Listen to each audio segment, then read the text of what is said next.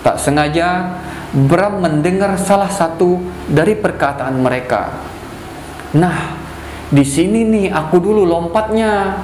Kalau kamu di mana?" Ucap wanita yang kuduga kuat adalah suara Dita yang sepertinya mengajak ngobrol rekannya. "Kalau aku kan masih di atas lagi. Kan aku belum sampai di sini waktu nyariin kamu. Belum ketemu kamu, aku juga ikut jatuh." Assalamualaikum warahmatullahi wabarakatuh. Terima kasih sudah mengklik video ini. Apa kabar kalian semua? Semoga kalian dalam keadaan sehat walafiat dan selalu dalam lindungan Allah Subhanahu wa ta'ala. Amin ya rabbal alamin. Baik sahabat misteri, pada video kali ini saya akan membawakan kisah tentang pendakian horor yang dialami oleh sahabat setia kita, Mas Bram, yang identitasnya tidak ingin dipublikasikan. Di mana ketika itu ia diminta oleh serombongan pendaki untuk memandu mereka mendaki di salah satu gunung di Jawa Barat, yang ternyata semua anggota rombongan itu sudah meninggal dunia beberapa tahun yang lalu. Penasaran kan videonya? Tanpa berlama-lama, langsung saja kita masuk ke videonya.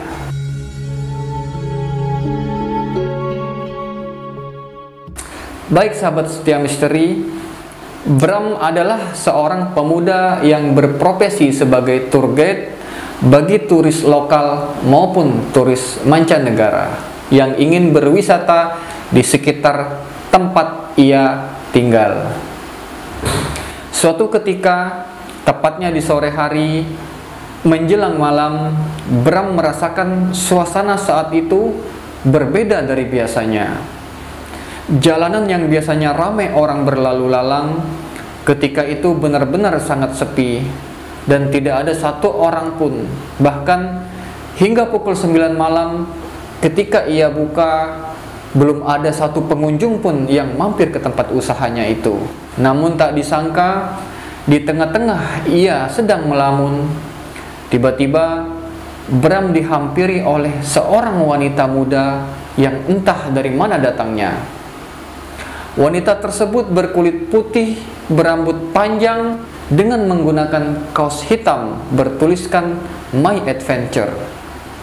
Malam itu, sosok wanita tersebut tiba-tiba datang di hadapan Bram dengan langsung mengagetkannya. "Malam mas," ucap wanita tersebut. Astagfirullahalazim, Bram pun kaget. "Hehehe, masnya ngelamun sih, jadi nggak tahu kalau ada saya," jawabnya pelan. "Iya, maaf ya mbak, aku tadi nggak lihat, tahu-tahu ada mbaknya," ucap Bram polos. "Mau nanya-nanya boleh mas," sahut wanita tersebut. "Silakan mbak, ada yang bisa saya bantu?" sahut Bram. "Begini mas, nama saya Dita. Saya bersama teman-teman saya dari Sumatera berencana mau naik gunung yang itu tuh," sambil menunjuk ke belakang ruko Bram ini. "Kira-kira bisa nggak ya?" ucapnya.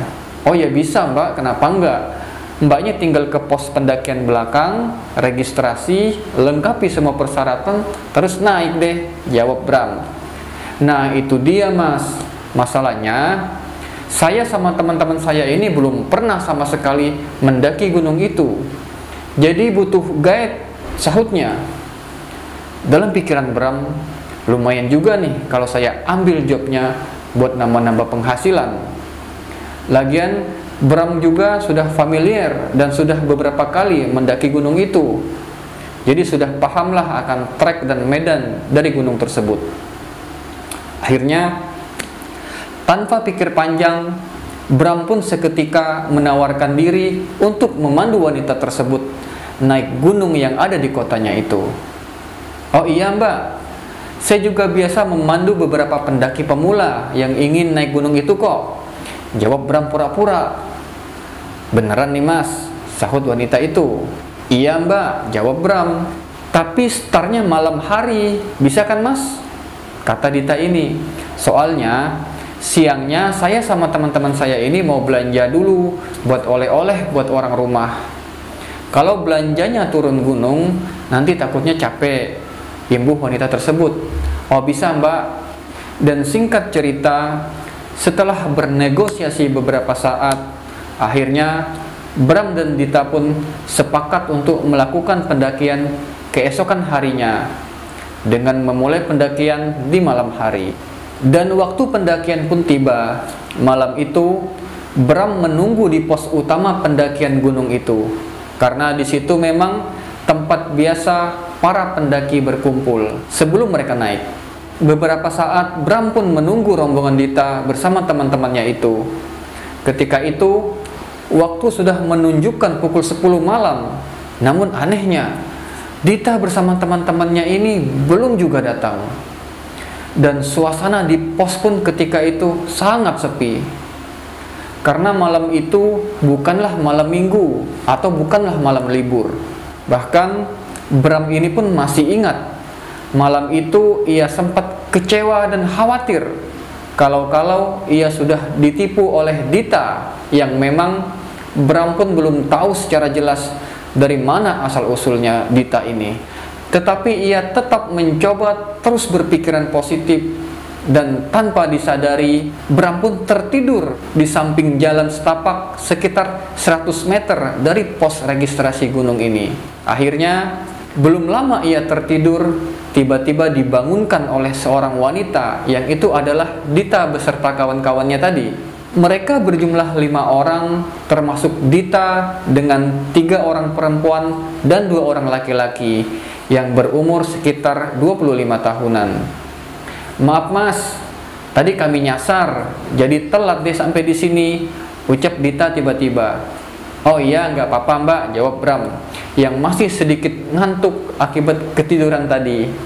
"Oh ya, kenalin nih mas Bram, temanku, yang ini Nia, yang ini Resti, Dini, Ali, dan Vino," ucap Dita sambil memperkenalkan satu persatu anggota rombongannya. Dan setelah berbasa-basi, akhirnya Bram pun berniat langsung menuju pos registrasi untuk mendaftarkan pendakian mereka. Tetapi anehnya, baru saja Bram ini hendak melangkahkan kakinya menuju tempat registrasi pendakian, tiba-tiba ia diberhentikan oleh Dita. "Mau kemana mas?" kata Dita. "Mau daftar dulu lah," kata Bram. "Nggak usah mas, saya udah daftar duluan tadi, hehehe, sebelum membangunkan masnya," jawab Dita. Awalnya Bram memang curiga dengan tingkah Dita ini, karena Bram pun masih ingat kalau kemarin dengan tegas dia bilang sama sekali belum pernah mendaki gunung ini. Namun karena Bram mencoba tidak menghiraukan semua itu, akhirnya ia pun memulai start pendakian dengan 5 orang anggota pendakian tadi yang mengaku berasal dari Sumatera. Di awal-awal pendakian, semuanya berjalan baik-baik saja. Mereka berjalan rapi, Bram berada di posisi paling depan, dan mereka berlima mengikuti langkah Bram dari belakang. Hal itu memang sengaja dilakukan, karena selain Bram yang tahu jalur pendakian gunung ini, berjalan paling depan adalah posisi terbaik, agar ia dan rombongannya tidak sampai keluar dari jalur, pikir Bram. Namun sayangnya, berada di barisan paling depan tentu mengharuskan ia sekali-sekali menoleh ke belakang untuk memastikan jika anggota rombongannya tetap dalam posisi dan dalam keadaan baik-baik saja. Hingga akhirnya waktu pun berjalan, pos demi pos mereka lalui dengan lancar tanpa ada gangguan sedikit pun. Rombongan ini pun bercanda ria, dan Bram pun sekali-sekali ikut tersenyum juga, meskipun ia tidak mengerti apa yang ditertawakan oleh Dita bersama dengan teman-temannya ini.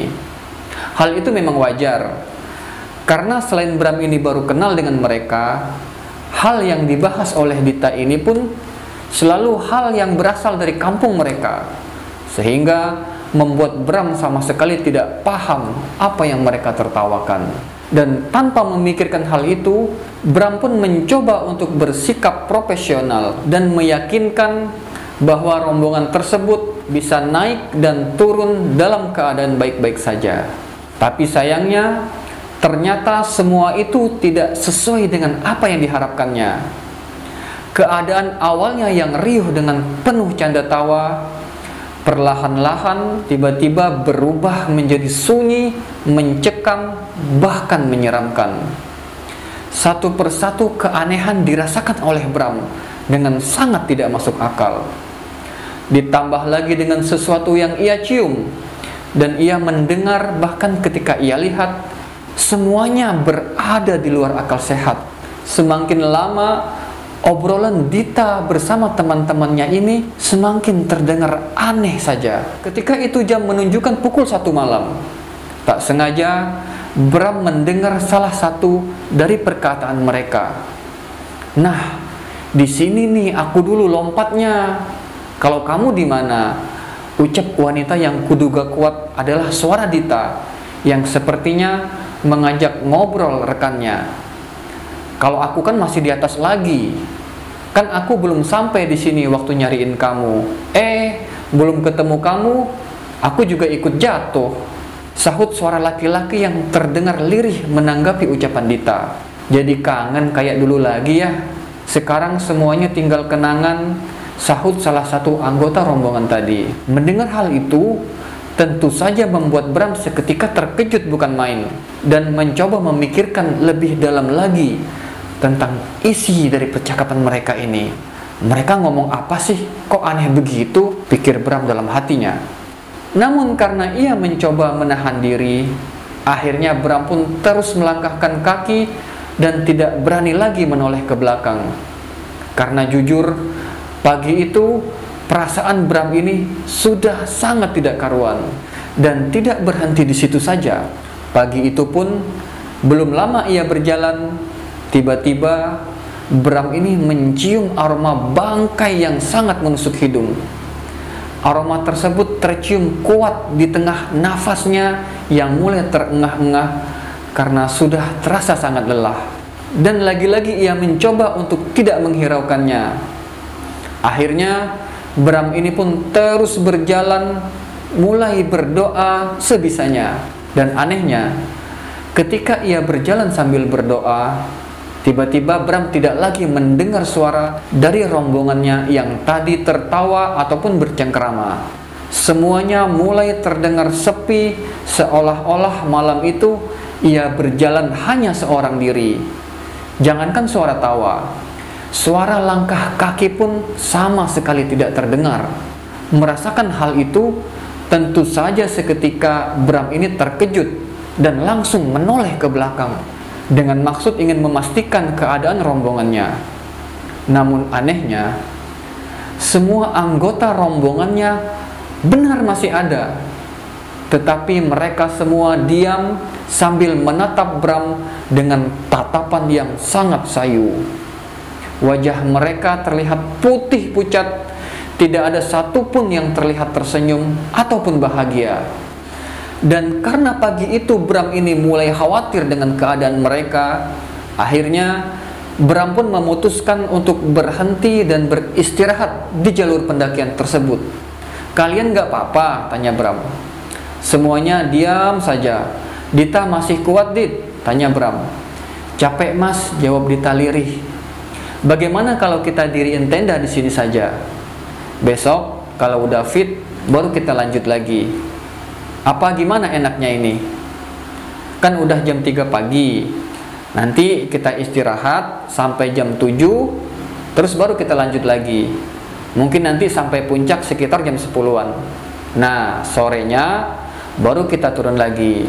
Gimana?" usul Bram.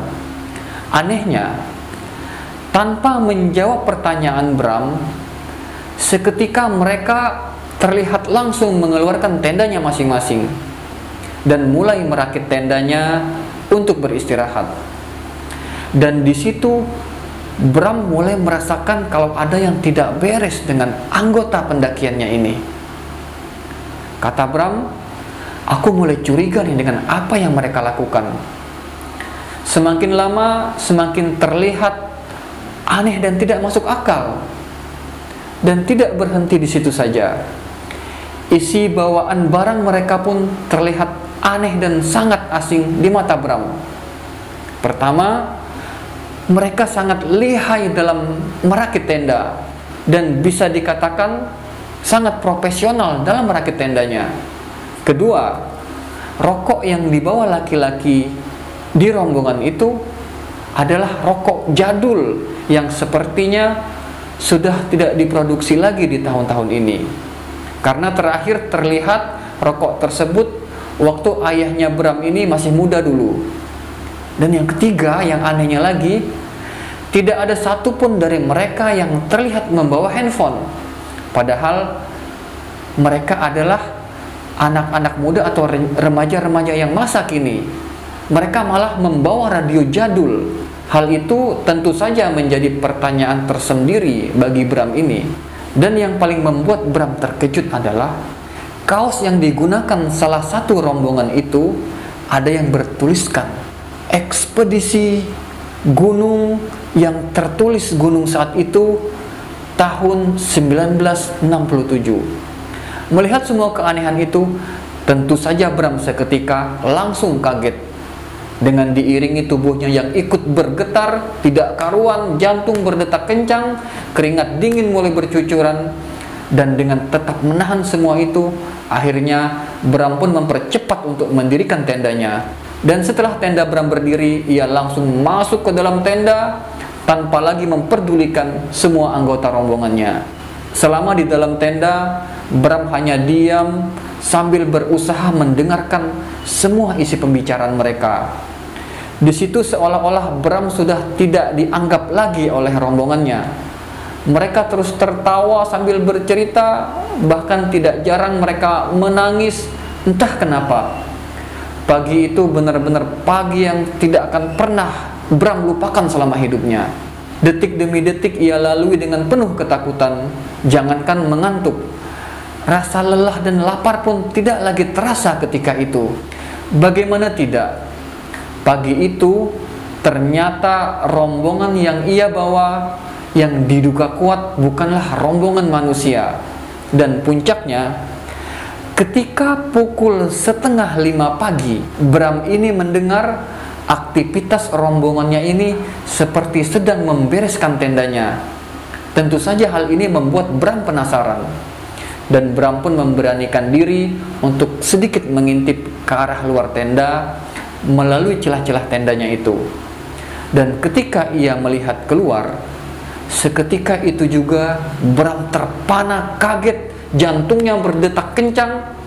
Bahkan ia merasakan bahwa dirinya sudah terkencing-kencing di celana. Bagaimana tidak?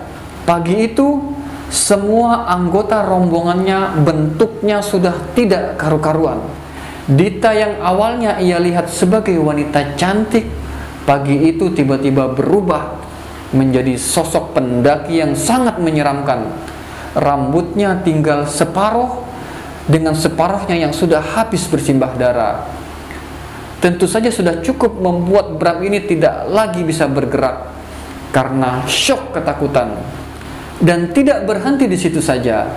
Pagi itu Bram juga melihat teman-temannya Dita ini ada yang telanjang bulat dengan tubuh yang penuh dengan bercak-bercak hitam. Ada juga yang berwajah busuk, kakinya pincang, dan masih banyak lagi yang tidak mungkin bisa diceritakan semua. Mereka semua terlihat sibuk merapikan tendanya yang ternyata tenda itu sudah terlihat sobek, rusak, dan sudah tidak layak lagi untuk digunakan. Dan melihat itu semua, Bram pun sudah tidak kuat lagi. Akhirnya ia pun kembali masuk ke dalam tenda dan memejamkan matanya sambil menahan getaran tubuhnya yang begitu kencang karena ketakutan yang luar biasa. Ya Allah, ya Allah, ya Allah, ya Allah, rintih Bram. Dan akhirnya ia benar-benar mendengar mereka berpamitan kepada Bram dari arah luar tenda. Terima kasih Mas sudah mengantarkan kami, ucap wanita yang diduga kuat adalah suaranya Dita. Meskipun Bram mendengarnya dengan lirih, tapi ia masih bisa mendengar dengan jelas jika suara tersebut adalah suara Dita, karena dialah wanita pertama yang datang ke ruko Bram kemarin dan memintanya untuk mengantarkannya ke sini. Sekitar pukul 6 pagi, Bram pun bergegas membereskan tendanya dan segera pergi dari tempat itu. Langkah kakinya pun ia percepat dengan pikiran yang sudah tidak karuan. Bahkan rasa lelah pun pagi itu benar-benar tidak terasa. Dan sesampainya di pos registrasi, Bram pun mencoba memastikan riwayat pendaftaran rombongannya tadi yang katanya sudah didaftarkan oleh Dita ini. Dan ternyata semua itu memang tidak ada, dan tidak pernah ada pendaki yang melakukan pendaftaran sejak kemarin malam. Dan menurut petugas loket, tidak ada pendaki yang mendaftar untuk mendaki di malam hari. Misalnya ada pendaki yang naik pun atau yang tidak mau daftar, pasti kita hadang, Mas. Kan aksesnya cuma lewat sini saja.